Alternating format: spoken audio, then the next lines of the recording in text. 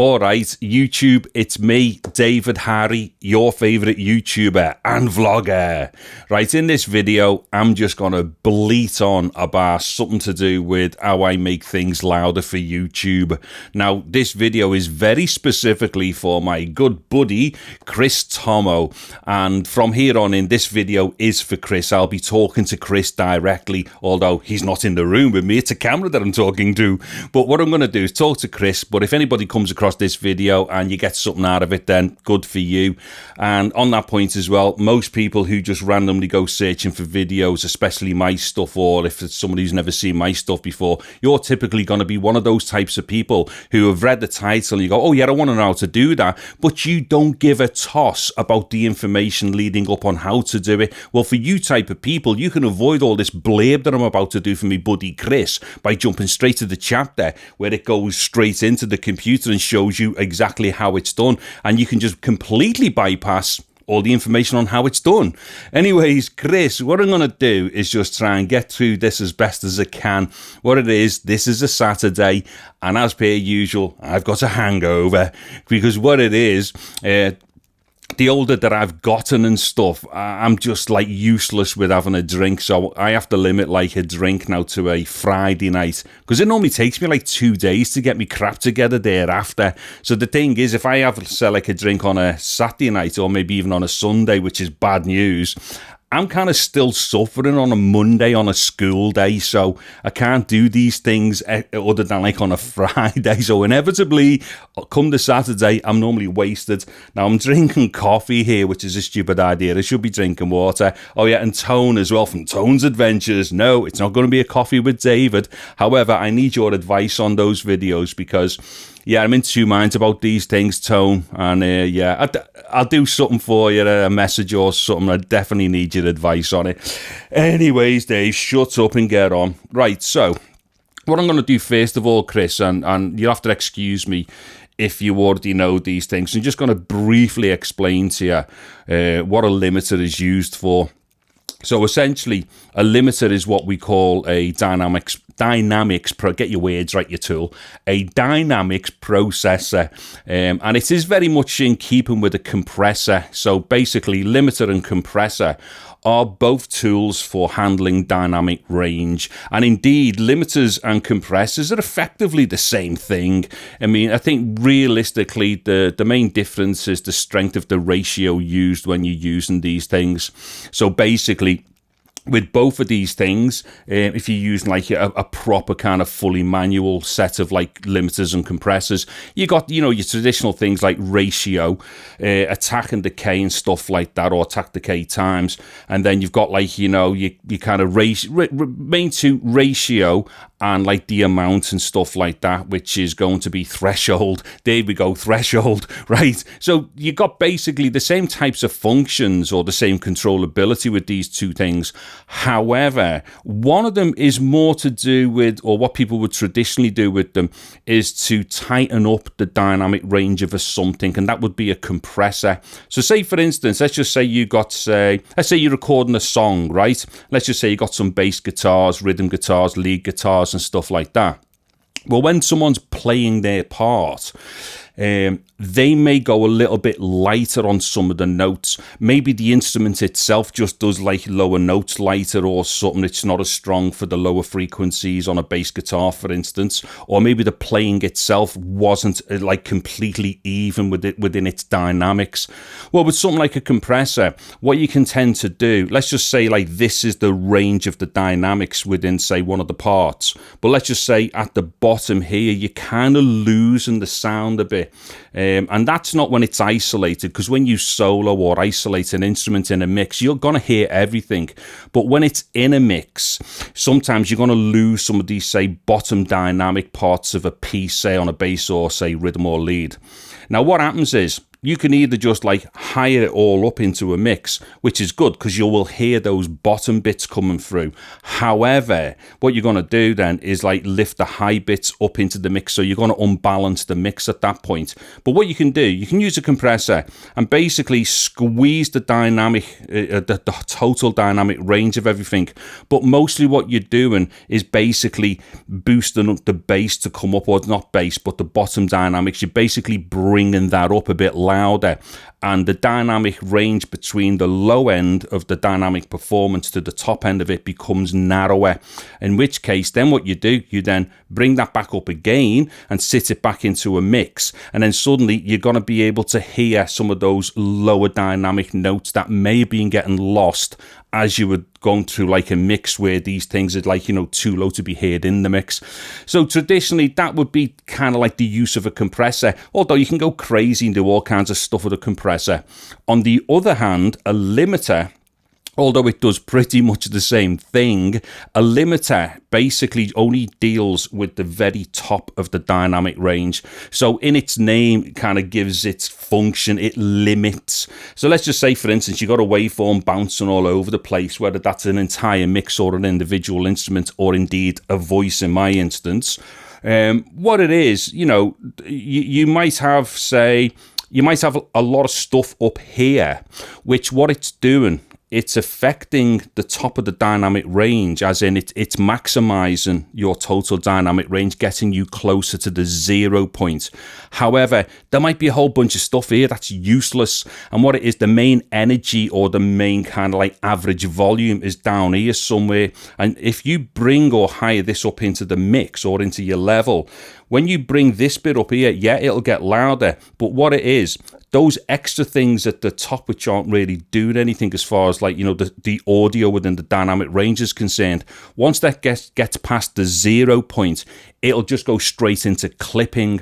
So you can't just keep like continually hiding up something until it gets as loud as you want it, because inevitably the higher peaks within its dynamic range are going to exceed the 0 point and then start clipping. So what happens with a limiter, you effectively reduce all the top bits. So let's just say, for instance, you got something like that's like this, and then this is 0, and your peak is up here, and your bottom bit's down here. So your dynamic range is well within, like, you know, where you should be, and you're not clipping. Well, if you use a limiter to drop these top bits down here, you then do something called, like, you know, makeup gain or resumming, and then bring the whole thing back up. So in that instance, what you do, you lose the dynamics that are not really doing much for you, but they're not helping, they're actually doing the opposite. Although they're not doing much for you, what they're doing is not allowing you to utilize the full dynamic range for the bulk of like what your dynamics are within what's going on. So effectively, that's the basic, in a nutshell, what a limiter does and what a compressor does. However, both of them, you know, you can get really mixed up with these things, because I can guarantee you right now, even if you go to an audio professional and play them even isolated sounds, one through a limiter, one through a compressor, depending upon how you've handled the compressor or the limiter, even an audio professional might not be able to tell you whether it was compressed or limited, because ultimately both of them do a very similar thing, and both of them allow you to get things louder, as it were. Although, say louder, that's another conversation which I'm not going to get into. Anyway, Chris, that's basically the bottom line difference with these things. I'm sweating like a pig here. Now, the thing is, you're probably sitting there going, Dave, that's all well and good, mate, but you know what? You've got a loud as fuck voice anyway. So why is it that you want to get your voice louder on YouTube? Right, what it is, when I record stuff, say, manually, given like anything that'll do a manual level for the audio, say some of the cameras that I use, because I do have a loud voice, and to be honest, my mic technique is absolutely garbage. It's total shite. So what happens is I can vary quite a lot as I'm talking. So what I tend to do is have my record level quite low, so my entire recording range comes down within the actual physical recording, and that's just so that I don't go anywhere near clipping 0 on the actual recording itself. So then what I do in post, I just use the limiter to bring everything back up again, you see. So that's why even some fucker who's loud like me will use a limiter in post and stuff like that. And plus the other thing with this as well, it's just because, you know, some clowns on YouTube just go way too loud with their stuff. There's also a lot of other psychoacoustic kind of like processing that you can do with these things, which can actually defeat the -14 LUFS that YouTube use for its, like, you know, its average kind of like, I don't know, is it average energy or average level, whatever. Anyway, -14 LUFS. There's ways of like defeating that and getting stuff to go really loud on YouTube. But the thing is, you know, when you're competing against that, it doesn't help if your audio is lower than like the thing that came before it, or like, you know, whatever comes after it and stuff like that. Because unfortunately, most people, me included, if you're listening to stuff and it's at a decent level, when it goes to the next thing, psychologically, if that's lower, you kind of go, oh God, what have I got to do now? Turn it up or just fly past it? Do you know what I mean? It's one of those. So yeah, you're always best getting it as loud as you can, but not stupid loud. Hence why I do that for YouTube. Anyway, have I done enough talk and bollocks here about these things? Probably. So what I'm going to do... Oh, wait there. In fact, I'll give you a good example right now of an instance where I definitely would have to use the limiter. Right. That's me ninja there, right? And not funny or ironic. Sorry, I was about to say ironically, but there's nothing funny or ironic about it. I'm now about to use this to record the output from my Mac for the video and stuff, and then record audio to this through its mic input, and also audio over HDMI from the Mac, and with what's going on the Mac's timeline. Now, the thing with this, as you know, I've done videos about this, and basically this thing completely shits itself on its mic input. So what happens is I have to be really, really careful with this. This microphone, in fact, I'll get to this mic in a sec, hold on, because I don't even know if I've got the position right here. So this microphone, right, when I plug it into here and I put this mic, like in this position right now, this microphone would be clipping the input on there, although there's absolutely nothing wrong with the mic, the position. Well, I'm assuming the position, gets to that in a second. There'd be nothing wrong with the inherent outputs of the microphone, but this thing, like I say, shits itself and then clips the inputs. So what I have to do when I do VOs with this, I have to place my mic like a fair bit higher than what I normally would do, which inevitably means that the level is lower in there, and then I have to then gain it in post. So that is one reason why I use a limiter, because although I absolutely love the Ninja for its video capabilities, although some of those are a bit shit, audio wise, it's, oh God, it really needs to be done over, that one.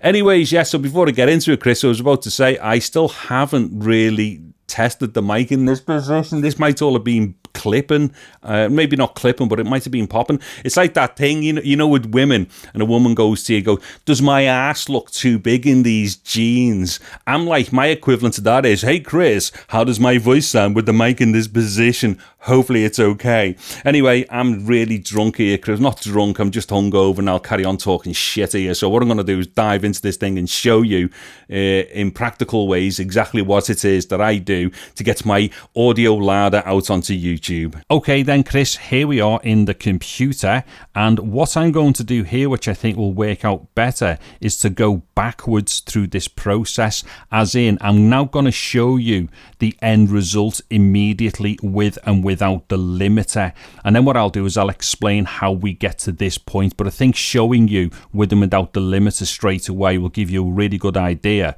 of the exact difference that goes on. And to do this, what I'm going to use is actually that bit that you've just watched, and the reason why is because with that I recorded it on the AX100, which means that I can do this manually, and as I've explained, I give myself like a fair bit of headroom on the recording so I don't clip. So naturally these recordings are of a certain level, which I would then gain in post anyway. So what I'm going to do here is switch off the limiter. I'll explain the limiter and the setup shortly, like I say, but have a listen to this. Those extra things at the top which aren't really doing anything as far as, like, you know, the audio within the dynamic range is concerned, once that gets past the 0 point, it'll just go Okay, so whatever level that was playing back to you just then, which I don't know because I'm not monitoring it, that is exactly how it was all recorded. So that is the natural recording level. And although it is going to be okay because it wasn't clipping and stuff, it is actually too low for me to put out onto YouTube. So what I'm going to do is just going to go back to the start, and now I'm just going to switch the limiter on. Now listen to the difference here. Those extra things at the top which aren't really doing anything as far as, like, you know, the audio within the dynamic range is concerned, once that gets past the 0 point, it'll just go straight into clipping. Okay, so what we should have heard there is a considerable difference between those levels. And of course, both of those levels are technically sound as far as, like, there's nothing wrong with the audio. But obviously the second version there with the limiter on is obviously a lot louder. Now, actually thinking about it, I should have set this up slightly differently. Give me 1 second. All right then, Chris, what I've done here then is to just do a quick edit. And the reason why is because I'm also going to show you what I'd mentioned earlier, which is you can just higher up the level and obviously get it louder. So what I've got here is the first clip is like the original level. Now the second clip here is what I've hired up here on the mixer, so that's been increased by almost 8 dB. So I've took this to a level where it is just before 0, before clipping, and then the third clip here is the same as the first clip there, but that is the one that's got the limiter on. So what I'm going to do here is play all three like one after each other, and we will see, or we will hear, that obviously this is still the same level as it was before. It'll get louder here because this is being a boost with the fader before it hits 0, and then this will get louder again because it's got the limiter on. So yeah, check this out. Those extra things at the top which aren't really doing anything as far as, like, you know, the audio within the dynamic range is concerned, once that gets past the 0 point, those extra things at the top which aren't really doing anything as far as, like, you know, the audio within the dynamic range is concerned, once that gets past the 0 point, those extra things at the top which aren't really doing anything as far as, like, you know, the audio within the dynamic range is concerned, once that gets past the 0 point. Okay, so as we could hear there was definitely like steps up in the level. So this is obviously showing you, like, you know, very practically that using the limiter allows us to get that extra level out of it, even compared to maximizing the actual fader, as it were, for the level. Anyways, let me just explain some of the stuff here now. Okay, so what we've got here then is the actual plugin itself, and I'll just explain a few things about this. So this plugin is called LoudMax, and this is actually a free VST plugin, and although it is free, it is actually one of the best limiter plugins I've ever used. It's absolutely awesome. Now all you do with this, you just download it from their website, and I will have a link to that in the video description below, and you literally just drag the plugin DLL, if you're on Windows, into your plugins folder for whatever it is that you're using. So say, as a for instance, if you're using something like Premiere or Avid, wherever the plugins folder are for those things, for the VST plugins, you download this, you unpack it or unzip it, and then drag the DLL file into the plugins folder.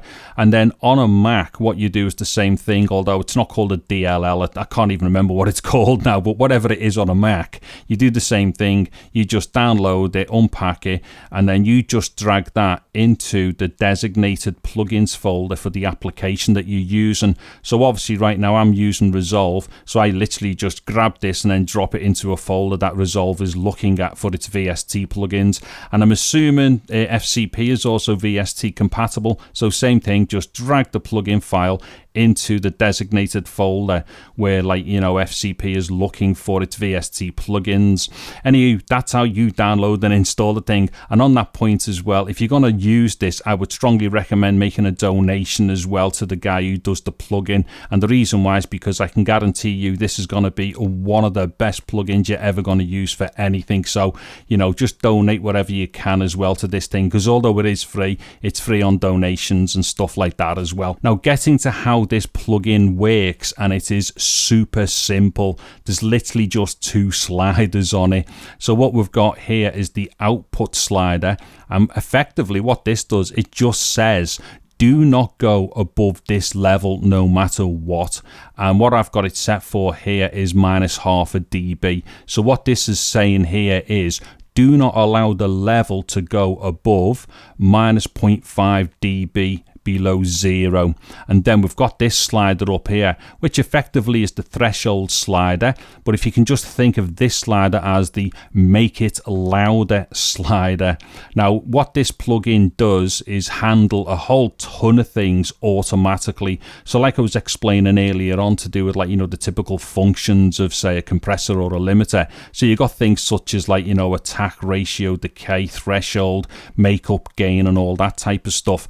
Well, what this thing's doing for you is effectively doing a ton of this stuff without you having to bother doing it yourself. So as for instance, when you apply the threshold, what it's also doing is giving you the makeup gain after that as well. So you're always having that, like, loud output coming out, and you're not having to manually re-level it yourself after the actual threshold has been set and you've set your actual kind of ceiling and stuff. Anyway, nonetheless, all you have to understand is set this so that it is just slightly below 0, and then this slider here is your go louder slider. So let me give you an example of the go louder slider. So what I'm going to do is pull it right down here, and it's applied to this track here. So let me just play this a little bit. Those extra things at the top which aren't really doing anything, as we can see, that's gone right back down in level. So let me just boost that by -6 dB. And when I say boost it by -6 dB, what it's doing, it's basically doing an auto resumming to effectively give you an extra 6 dB back. So we'll have a listen to this. As far as, like, you know, the audio within the dynamic range is concerned, once that gets past, okay, so that's gone louder. I think I was somewhere up here around -12, -15. So if I start this again, we will hear that obviously the level's gone louder again. Those extra things at the top which aren't really doing anything as far as, like, you know, the audio within the dynamic range is concerned. Okay, now I've actually still got a little bit more level I can get out of that, because right now I'm actually monitoring up here for -14 LUFS for the output. Now the thing with this, I am not going to get into that side of it because that's a completely different thing. But needless to say, I'm actually monitoring for the actual optimum level for YouTube here. In which case, what I'm going to do as I start building up an edit and stuff, although it might only have, say, like one dialogue in it or one voice, I still have to kind of, like, you know, balance these things out according to what YouTube wants. I mean, on that point, just really quickly, if it's like 1 dB over or 1 dB under, I don't care. I just kind of try and get it to, you know, that kind of -14 LUFS point as best as possible. Again, no more information about that because that's a completely different thing. But nonetheless, at the moment, I could actually still bring this up louder and still have it like sit in, you know, underneath the -14 LUFS for YouTube anyway. Now, if you give me a second, what it is, I've just put my headphones on, which maybe I should already have done at this point anyway. But what I'm going to do, I'm going to play it and I'm just going to see if it'll real time increase the level as I go up here. I'm not too sure if it does. Give us a sec. Those extra things at the top which aren't really doing anything as far as, like, you know, the audio within the dynamic range is concerned. Okay, yeah, it does do it in real time, although there will be a slight delay behind that. Anyway, let me just push it to about here, and I think I might leave it at that. I'll just have a quick look at this level here first. Hold on. Those extra things at the top which aren't really doing anything as far as, like, you know, the audio within the dynamic ranges. Okay, that's fine there. Right, so what I'm going to do is just kind of start rounding this up now, like, you know, what else goes on here as well as far as the limiter is concerned. Now, at the moment, what I'm doing is leaving my channel faders at 0, and the reason why is because this thing here that says don't let it go above, like, you know, -0.5 dB, that's in relation to 0 dB or the null point of the mixer. Now, although the mixer here says -10, it's not really -10 per se. What it is right now, we are at the null point on the mixer. So this point here is in reference to where the fader is on the mixer right now. Actually, it's this fader here. So it's in relation to where that fader is. Now, if I hire that fader up, and I'm saying here, don't go above -0.5, because the fader here for the channel goes up, then we're not at like the same level anyway, so we will be going above 0. And if the like basically what I'm saying is, if this were set up so that you didn't clip, if we then increase this fader, we will go into clipping, because this here is in relation to the position of the fader being in its null point, or basically at 0. So what this is doing here is effectively, or basically what I'm doing here is effectively mixing from the limiter itself. So what I do, I leave all my faders at the null position, and I actually use this fader here within the limiter to create the mix. So even if I've got, say, multiple dialogue tracks going on, it could be me and another person, or it could be me with different takes on different mics doing different things, I do all the mixing from the fader here within inside the limiter itself. And then probably the last thing to mention here is that even if you are not monitoring, like, you know, for -14 LUFS, or you're not calibrated for the monitoring for that, just be sensible with the outputs, and then obviously just keep double checking the outputs as you're going along and making sure that you are definitely within a sensible loudness level and not just blasting it through the roof. Because the thing is here, depending upon, like, you know, the loudness of what's gone in, you could slam this right to the top, and although it technically will not go above -0.5, you definitely will start crunching the sound and making it going really bad. Or once you start slamming it up here, it may start taking on the effect of being something like a compressor, and you might be dragging up tons of noise from the bottom of, like, you know, your dynamic range for whatever you've recorded and stuff like that. Anyway, Chris, I think that should just about do it for this video, and hopefully you found it useful, buddy. So what I'll do anyway, I'm just going to dive off because my head is absolutely battered right now and I need to sit down. Well, actually, I need to drink some water and go and sit down. All right then, Chris, I'll catch up with you soon, buddy. And if anybody else has caught this video, hopefully you found it useful and stuff. And if you have done, give it a thumbs up, maybe sub to the channel and all that kind of crap. Anyways, I'm David Harry. Thank you very much for watching this video. Take care and goodbye now.